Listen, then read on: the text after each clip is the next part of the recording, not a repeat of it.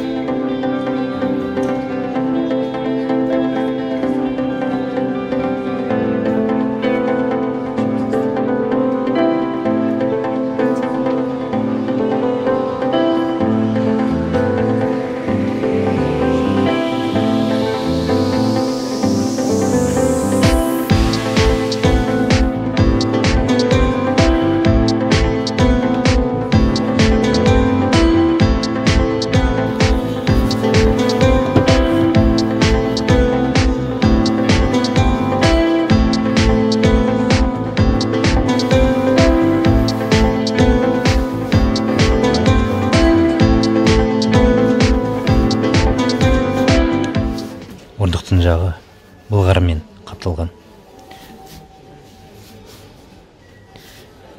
Бұл енді дермантин ғой. Ортасы мата. Өте сапалы.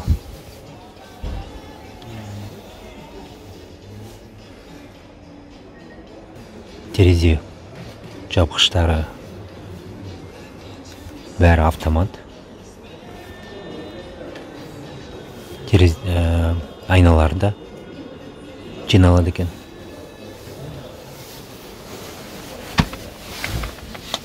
Рулі өте әдемі. Өте кішкентай. Өзіме өте ұнайды. Кішкентай рөлдер. Мынау дисплейі. Көліктің бәрі қарапайым. Сонысы жақсы. Есің әдемі жамылады. Қараңыздар. Автомат қорабының таяқшасы механика тәрізді дизайнмен жасалған, әдемі көрінеді. Қолға да әдемі, ыңғайлы қолға түсіп тұр. Некеңіздер. Парктроник бар. Сосын орындықты жылыту.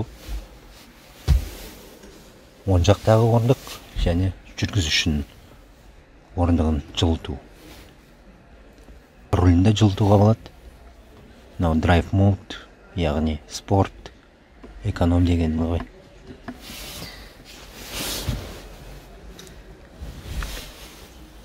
Парк ассистент бар, автохолд бар, өте жақсы. Подстаканниктер. Бардачок кішкентай.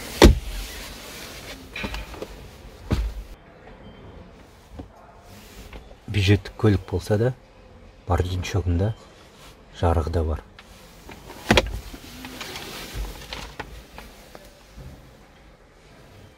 Ыңғайлы. Авто, яғни бұл климат контроль.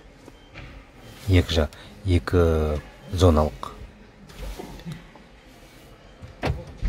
Мынау есіктер жабу, ашу.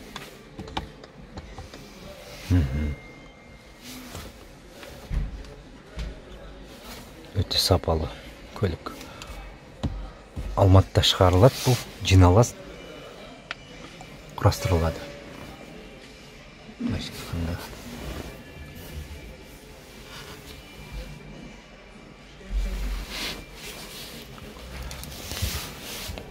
Өте ыңғайлы көлік. Бұл бағаға сіздер панорамалық люкқа ие боласыздар. Бұндай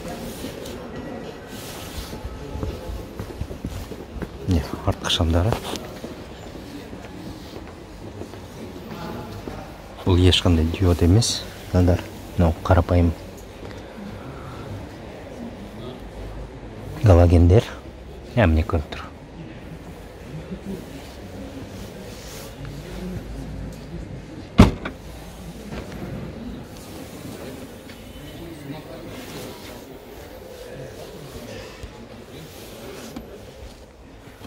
Жүк тасымалдау бөлімшесінде екі жарығы бар. Жарық беретін шамдары бар. Сосын осындай зарядкасы бар. 12 вольттық, 180 ваттық. Яғни қуатты нәрселерді қосуға болады. Мысалы, білмедім, мини холодильник, тағы да басқалар. Немесе, мысалы, дөңгелектерді үрлеу насостарын қосуға болады, үдеткіштерін. Мәссаған, қараңыздар. Қандай үлкен нәрсе сиятын, көп нәрсе сиятын бөлімшесі бар екен мұнда. Мынандай неменесі тағы да бар. Рәзіңкелер, әжеге бірдеңке қыстырып қойға болатынды. Жазып немене үлгі беріп қойыпты. Мына жерге рәзіңкелермен сіз аварийканы қыстырып қойға болады сіздерге. Мына жерге мысалы аптечка. Мынандай кішкентай нәрселер бар. Сосын мынау бір үлкен нәрсені қойғанда мынаған байлап қойға болады. Ілгізіп. Мына жерде тағы да бар. Өте ыңғайлы көлік. Мына жағында тағы да бір қуыстар бар. Бірдеңке салатын. Кәне, мән. Әмбе мынаған қараңыздар. Мынау ешқандай дақатқа емес. Мынау толық дөңгелек. 225-45 R17. Толық дөңгелек тұр. Сосын мынау көліктің саймандары міне. Прикуриватель. Тағы да нәрселері. Осындай бөлімшелері бар. Кәне мына жағында көрейік. Мына жағында тағы да бар бөлімшесі. Не деген ыңғайлы? Өте ыңғайлы. Мына жерге тағы да міне.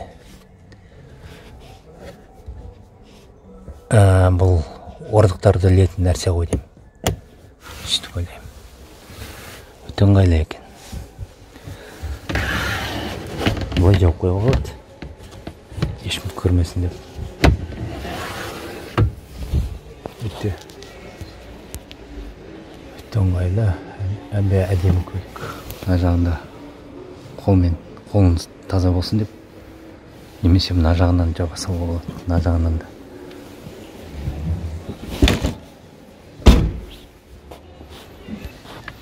Әмбе несі ұнады? Мұнда жарығын автоматқа қойғанда өзі реттейді. Бірақ та сонымен бірге өшіретін жағдайы бар. Мысалы, сіз қазіргі көліктерде күндізгі жүретін шамдары ешқашан да өшпейді. Көлігіңіз оталып тұрса. Ал мұнда өшіріп қойға болады. Сонда жай ғана, мысалы, қыс кезінде көлігіңізді жылытып алайын деп, бірақ та өзіңізді білдіргіңіз келмесе, өшіріп тастайсыз. Осылай. Бұл көлігіңіз оталып тұрады, бірақ та сыртынан ешкім білмейді. Көлік тамызып тұрғаны. Ал көпшілік көліктерде көлік қалай оталып тұрса, онда жарық шамдар үнемі жанып тұрады. Өшіретін жағдай жоқ. Мәссаған, мынандай нәрсесі бар екен ғой. Телефондарыңызды проводсыз зарядтауға арналған жүйесі бар екен. Сосын оған қосымша USB және міне багажникті көрдік қой, прикуриватель бар. Өте ұнады. бұл көлік. Капоттың астында ең қызықтысы екен. Бірінші рет көріп тұрмын. DPI деген қозғалтқыш тұр. Бірінші рет. Бұл қандай қозғалтқыш екен? Түсінбей тұрмын. Мынау су және қозғалтқыштардың түрделі. Қарай қойыңыздар. Көріңіздер. Міне мынау сыртқы коллектор. Коллектор. Көріп тұрсыз ба? Бұл интегралды коллектор дейді. Яғни коллектор өзі негізде қозғалтқыштың басында орналасқан. Ал шығып тұр 4 цилиндр ғой мынау. Бір ғана тесік шығып тұр. Мынау EGR жүйесі. Өкінішті.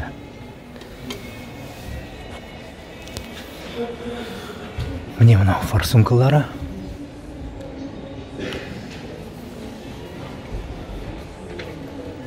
Форсункалары қос жасалған. Соны түсінбей тұрмын. Қалай ол қос?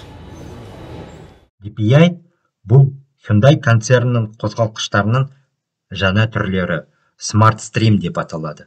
DPI дегеніміз бұл Dual Port Fuel Injection System, яғни жанармай сорғыш коллекторына қос инжекторлар арқылы шашылады. Бұл жүйенің басты мақсаты жанармайды қатан түрінде үнемдеу. Расында, егер қозғалтқыштың сипаттамасын қарасақ, онда бұл көлік қала ішінде тек 8,4 литр бензинді жейді екен. Ал осы көлікті сатып алған адамдар интернет желісінде тіпті 7,5 литр бензинді жейді деп айтып жатыр. Сонда мұнда қос инжекторлар DPI дегеніміз. Бір цилиндр, екінші, үшінші, төртінші. Мынау бізде жанармай рампасы. Жоғарғы қысыммен жұмыс істейтін помпасы жоқ екен. Яғни бұл қарапайым инжектор қозғалтқышы. Әлде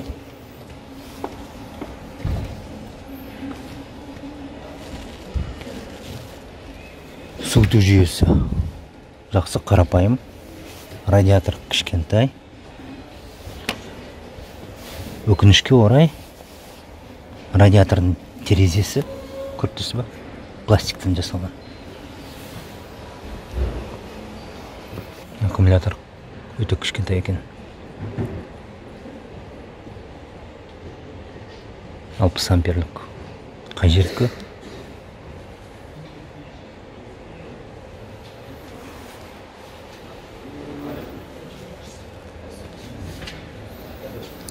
Генераторы обводной муфтасымен. Яғни бұл жүйе генератор үнемі істеп тұрмайды. Керек кезінде қосылады.